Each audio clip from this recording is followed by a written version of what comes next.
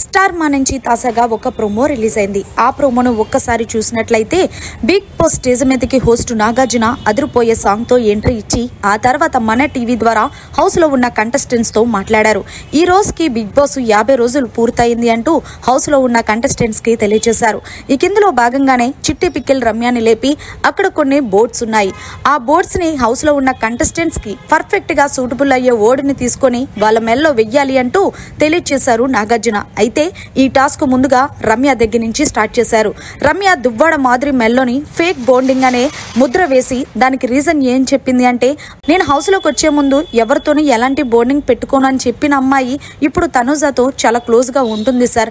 అందుకే ఆమె నన్ను కూడా మోసం చేసింది కాబట్టి ఫేక్ బాండింగ్ కొనసాగిస్తుంది అంటూ దువ్వాడ మాదిరి గురించి చెప్పుకొచ్చింది చిట్టి పికెల్ రమ్య.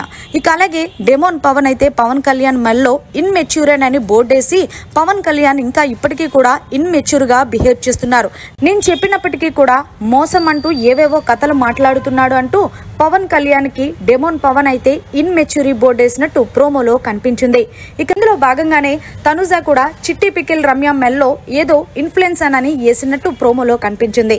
ఇక ఫైనల్ గా అయితే గనక రీతు అయితే దువ్వాడ మాదిరి మెల్లో వేసి ఫౌల్ గేమ్ ఆడుతుంది అంటూ చెప్పుకొచ్చింది. మాట్లాడితే కొన్ని వర్డ్స్ ని యూజ్ చేస్తుంది సార్, జుట్టు పట్టుకొని కొడతాను, ఇలాంటి అవి కొన్ని ఇబ్బందిగా ఉన్నాయంటూ రీతు దువ్వాడ మాదిరి గురించి చెప్తే ఈలోగా నాగార్జున కలగ చేసుకొని దువ్వాడ మాదిరి నువ్వు తోపైతే బయట చూసుకో, హౌస్ లో కాదు, తాట తీస్తాను, జుట్టు పట్టుకొని కొడతాను, ఇలాంటి మాటలు ఇక్కడ మాట్లాడడానికి వీల్లేదంటూ చాలా గట్టిగా ఇచ్చుకున్నారు వీకెండ్ వచ్చిన నాగార్జున. ఏది ఏమైనప్పటికీ వీకెండ్ వచ్చిన నాగార్జున గారు చించేస్తున్నారనే చెప్పాలి హోస్టింగ్. మరి దీని మీద మీరేమంటారనేది కమెంట్ చేయండి. మరిన్ని లేటెస్ట్ లైవ్ అప్డేట్స్ కోసం చూస్తూనే ఉండండి మీడియా కార్నర్.